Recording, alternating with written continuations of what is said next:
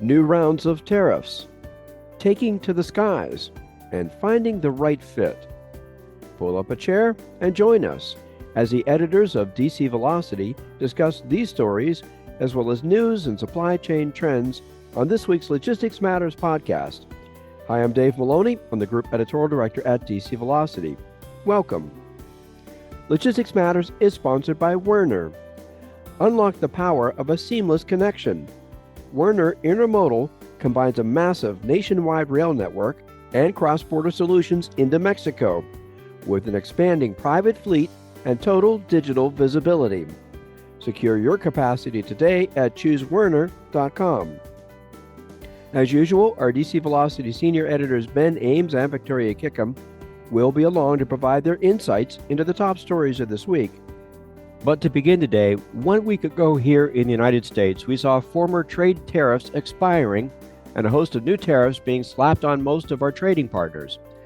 These new tariffs are attempting to tie these countries to not doing enough to prevent forced labor in their production of their products. Though to my thinking, those are extremely hard to prove allegations. To find out more about these new tariffs and their impacts to supply chains, I spoke yesterday with international trade expert Maxime Darmet, a senior economist at Allianz Trade. Here's our conversation. Welcome, Maxime. It's good to have you with us today on Logistics Matters. Hello. First of all, can you tell us a little bit about your company, Allianz Trade, and its role within the supply chain industry?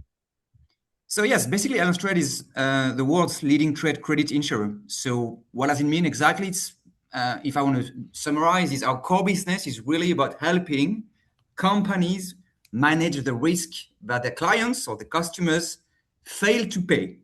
It can be, fail to pay because of an insolvency. It can be because of financial distress. It can even be, in some cases, because of political events. So that's why, for that purpose, we assess continuously the financial health of millions of companies worldwide. We provide our clients, businesses, with insights that help them, to make informed decisions about whom to trade with and on what terms. So I would say that our role is not really to manage logistics directly, but it's really more about helping companies to trade with confidence, to understand supply chain, the trend changes, what's happening at the world stage in different countries. We provide a lot of economic research and corporate credit intelligence and risk management. So it's really about helping them to build really more resilient supply chains, I would say. Very good. Thank you. Now, we're here today to talk about the latest rounds of tariffs that were announced last Friday. This is a new round. What makes these new tariffs different from the many earlier rounds of tariffs that the administration has announced over the past year and a half? It's a good point, because we get a little bit confused, with all these waves and rounds of tariffs. I think we really have to understand what's going on. So two things I want to highlight. The first thing, there's a sort of a legal basis thing. Previously, the US administration was using what we call the IEEPA tariffs, standing for International Emergency Economic Powers Act. So basically, these kind of tariffs were put in place last year in 2025 across a range of goods and countries. But the thing is, they were challenged in courts, and they were eventually struck down by the Supreme Court in last February. Those tariffs, so IEEPA tariffs, were deemed essentially to be illegal, right? So what the administration had to do is to find sort of a stopgap or temporary tariffs to replace them. So it was a little bit confusing. They found these Section 122 tariffs, so they lasted for from February to July, so for a couple of months. And what happened last Friday, they replaced these temporary 122 tariffs with more definitive, more steady tariffs called Section 301.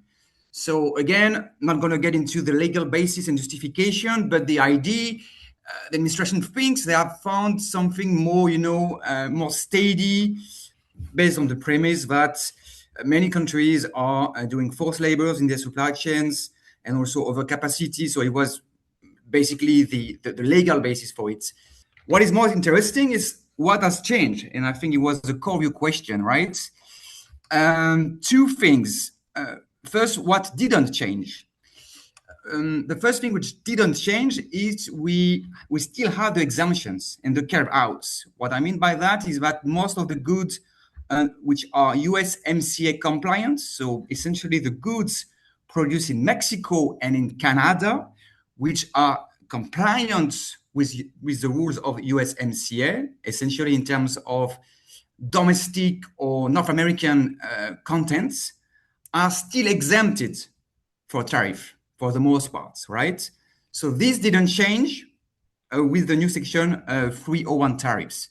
Second thing, the strategically important goods, essentially some semiconductors, some pharmaceutical, some critical minerals, energy products, and aerospace products, they also remained, for the most part, exempted from the new Section 301 tariffs. Just to give you an example, for instance, Taiwan and Korea, which are major exporters of electronics to the United States, most of the products which are electronics remain exempted from the new wave of tariff. This didn't change.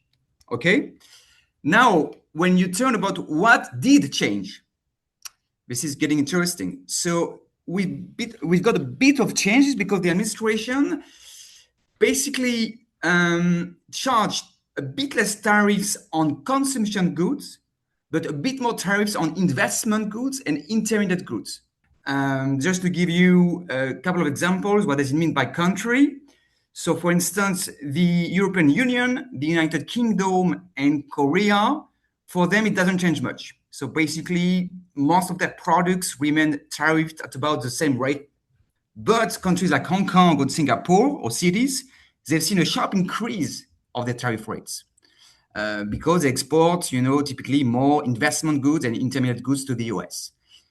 Japan, Indonesia, and China and India also saw a decrease of their effective tariff rates. So it's obvious there was quite a bit of changes on a country basis, depending on what products these countries export to the US, if that makes sense. It does make sense. So with all those carve-outs and exceptions, how much will we really see of an effect on the portion of imports that will now have a tariff? So it's a good point because prior to 2025, something which is not often being said is actually 70% of US imports were duty-free. So no tariff, meaning only 30% of US imports had a tariff, which is a fairly low rate. And on that portion, so on this 30% of tariff, on goods, which were subject to a tariff prior to 2025, the average tariff was about 7.5%. Okay. Now today, the landscape has changed quite dramatically because now about 58% of goods are duty-free. It remains, the majority of goods remains duty-free when they enter the US, but it has declined over the past couple of years. And on the 42% goods which are now tariffed since 2025, the average tariff went up from 7.5% to roughly 20%. So you see, the coverage has changed. So more goods are tariffed, and the average tariff on each good has also increased. Yeah, that's significant.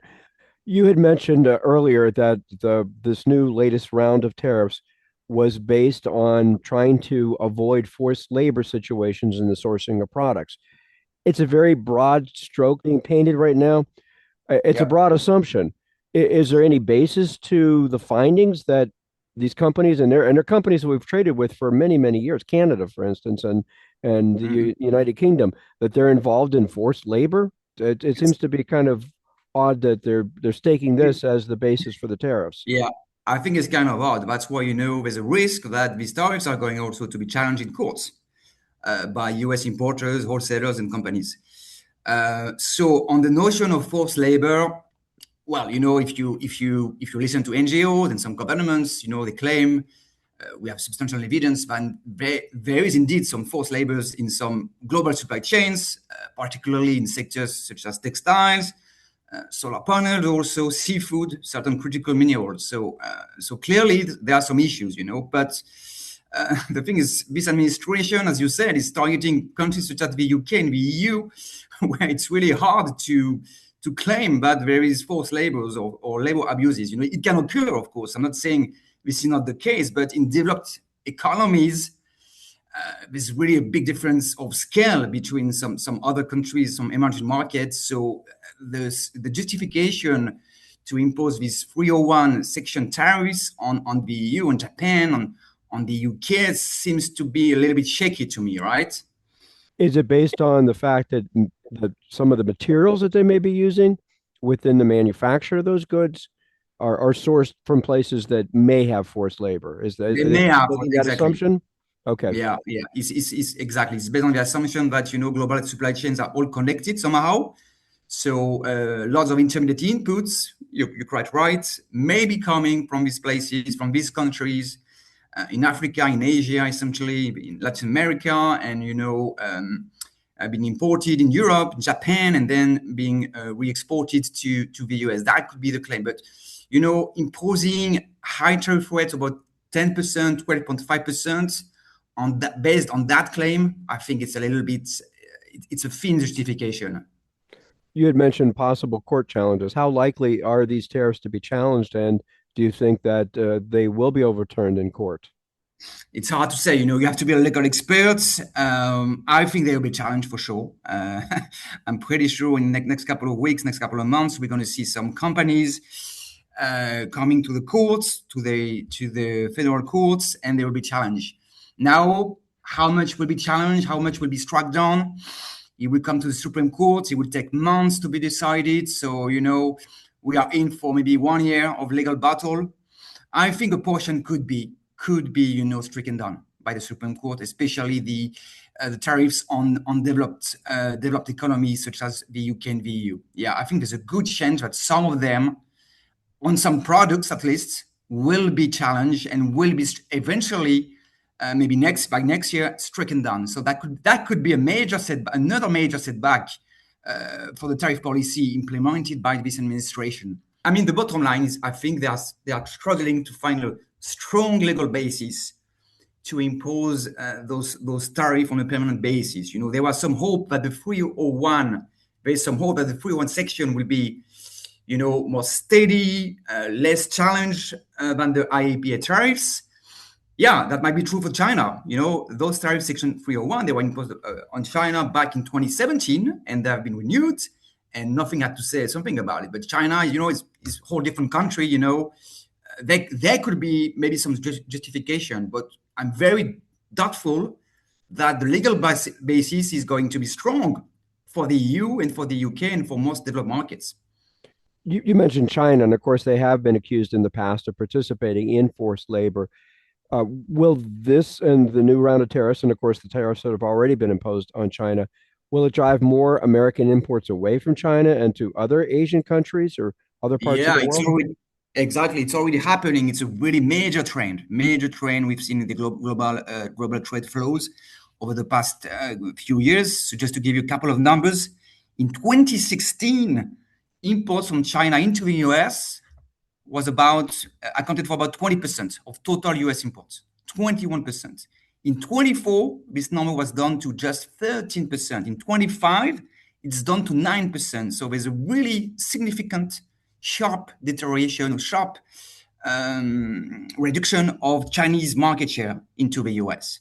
That being said, there's also substantial evidence that Chinese goods are being rerouted through third countries, right? So we estimate that since basically 2025, so since last year, the shortfall of Chinese export to the US has reached about $10 billion per month on average, $10 billion less of Chinese export to the US over the past couple of months on average per month. But meanwhile, Southeast Asian countries, so ASEAN countries essentially, they have experienced a dramatic increase in their market share into the US from 7% in 2016 of total US imports, and now they make up 14% of total US imports in 2025. So it's a doubling of their market share. So all in all, we cracked a little bit of estimates around, and we estimate that almost half of the Chinese exports to the US half of the Chinese export shortfall to the US has been rerouted through ASEAN countries, right? So Hmm, some lost market share for sure, but half of it has actually just been rerouted. that's interesting. Despite all these disruptions we've had, and of course the new tariffs are a part of that, the economy in the United States, and in fact the world, is still chugging along pretty well. But how will these new tariffs and other policies affect inflation and business margins, you think, going forward this year and into next year? Yeah, good point. So on margins, very interesting data we've seen. So margin clearly, there's significant evidence that the bulk of tariffs have been borne down by US corporates in the short term. Just to give you a couple of numbers, we estimate that on a typical tariffed good back in 25, you would lose about 5.5% margin on that product sold to the US consumer, right? Now, when you look at across the supply chains, now it gets very interesting. So, because we often get this question, who is paying for the tariff? At the beginning, basically, a bit of everybody was paying for the tariff, meaning manufacturers, US, US retailers, US wholesalers, and US transportation and warehousing corporates.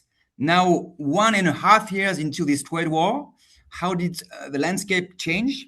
Well, interestingly, manufacturers have seen their margin recover quite significantly. So manufacturers now look to be fine, but for retailers and especially for wholesalers and transportation and warehousing, there's still a significant hit on their margins stemming from the tariff. Just to give you just a couple of numbers, for instance, wholesalers, the margin declined by 2 percentage points over the past 18 months. It's now down to less than 8%. And for people in the transportation and warehousing sector, the margin went down by 1.5 percentage points, down to 5% roughly as we speak. So it's quite a significant hit to for these people. So it looks like that the middlemen are paying for the tariffs, if it makes sense. That's very interesting. We've been talking today with Maxime Darmet. He's a senior economist at Allianz Trade. Thank you again, Maxime, for being our guest today on Logistics Matters. Thank you very much. Now let's take a look at some of the other supply chain news from the week. And Ben, we continue to see how new technologies are impacting our supply chains. And you wrote this week about one type of high flying tech that continues making inroads in our skies. That's exactly right. We cover a lot of cool technology for logistics on the magazine. And one of the most sort of space age is the idea of delivering parcels by flying autonomous drone. I must admit, I'm kind of a skeptic. I don't see how this approach could work broadly for mass delivery items, especially in crowded cities and all kinds of the weather that we often get here in the Northeast. But, it doesn't matter what I think, because in the meantime, the industry is marching on and really improving the services there. This week, we saw two pretty neat advances in airborne drone delivery, one for smaller items, one for larger items. The small one first, this came from DoorDash, a company that many people know for delivering fast food or any consumables to your front door. This week, they got federal approval from the FAA to operate their own drone delivery service. Again, this would be for meals and sandwiches and sodas and things, so lightweight parcels and bags. And DoorDash said that they plan to use it for mid-range deliveries, which in their business is stuff they have to move between 3 and 5 miles point to point. They said it would not replace human delivery drivers, whether they're in cars or mopeds or what have you, who prefer to work shorter delivery distances where they can cover more orders and get more repetitions in each shift to make more money. One thing we don't know yet is what the aircraft will look like, but the company said they're actually building one now in their own R&D department that's called DoorDash Labs, and that's something I didn't even know they had. So progress is happening pretty quickly there. Yes, it does seem that way. And it'll be interesting to see what sort of flying drones they decide to use. But you also said there was a company delivering heavier loads as well? Yeah, a lot heavier, like up to 500 pounds. So this is in a totally different area, which is contested logistics for military applications. but the developer says their system could also be used in the future for rapid response or for commercial logistics. So this comes from a California company called Elroy Air that built their drone for a DoD contract for the U.S. Army. It's the Chaparral drone, and it has a 30-foot wingspan, so it's a small plane, and it's powered by electric-driven propellers. It has 8 vertical lift props like a helicopter and 4 more propellers for forward flight. So it can go pretty much anywhere. And it can deliver that heavy cargo actually autonomously with no one around to receive it in one of 3 different ways, either an airdrop from a hovering position, or precision drop during its forward flight, or by ground delivery. So those are some pretty impressive abilities. And by the way, Elroy Air is actually taking the company public in the 4th quarter of this year, just in case you want to run out and buy some stock in the company. Right. And of course, we can't offer investment advice here, but it is interesting to see some of these new startups and how they're bringing new tech that have the potential to impact supply chains for years to come. It is, and thank you for the warning on that. I don't think I'll be lining up at my stockbroker's office on Monday, but yes, it's amazing what folks are able to do. Yeah, it'll be fun to see how it all pans out. Thank you, Ben. Glad to. And Victoria, you researched and wrote a story for this coming month's issue of DC Velocity that deals with automated packaging and finding the right fit. Yeah, that's right. And this is part of our ongoing coverage of warehouse automation strategy, which is always a hot topic.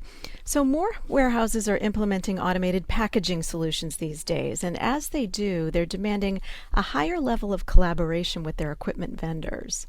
The trend reflects a growing demand for automated packaging systems that easily integrate with existing warehouse automation systems. And that really signals a shift in the way many vendors are approaching the market. A report from the tech research firm Interact Analysis earlier this summer found that equipment vendors are really trying to make sure that their solutions are easy to implement rather than focusing solely on the machine's performance.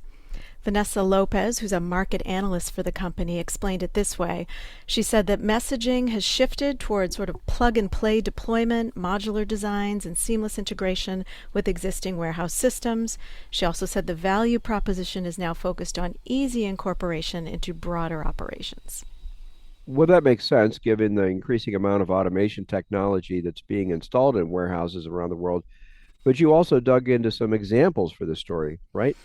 I did, and you're right. Warehouses are becoming more automated by the day, it seems. I came across an interesting project here in the U.S. A medical and surgical products supplier called Medline installed an automated packaging solution that integrates with its AutoStore system.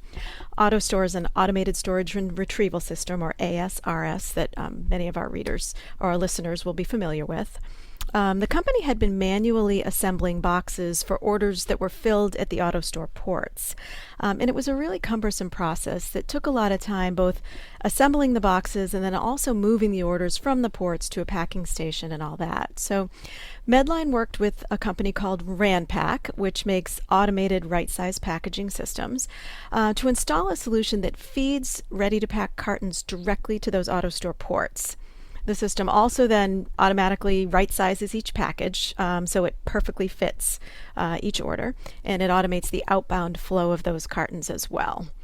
A huge part of the project was ensuring that those systems work together seamlessly, and that's exactly what happened. There's now no manual intervention at all, and they work in tandem, just side by side. There are some other examples in the story as well that illustrate the trend that Interact Analysis and others are observing across the industry, and I just thought it was a real interesting look at just how advanced all this technology is becoming, especially from a collaborative perspective. Thank you for sharing that. It looks like a very good application for the technology, and we do encourage our listeners to check out the full story in DC Velocity and also online now. You can also check out the podcast notes section for the direct link to that story. Thank you, Victoria. You're welcome. And you can also see other stories in addition to that feature we just talked about at dcvelocity.com. We also have additional links in the podcast notes section that's available on most major podcast platforms that can tell you more about the topics that we discussed today. And we'd like to thank Maxime Darmet of Allianz Trade for being our guest. We welcome your comments on this topic and our other stories. You can email us at podcast@agilebme.com. We also encourage you to subscribe to Logistics Matters at your favorite podcast platform. Our new episodes are uploaded on Fridays. And a reminder that Logistics Matters is sponsored by Werner. Unlock the power of a seamless connection. Werner Intermodal combines a massive nationwide rail network and cross-border solutions into Mexico with an expanding private fleet and total digital visibility. Secure your capacity today at choosewerner.com.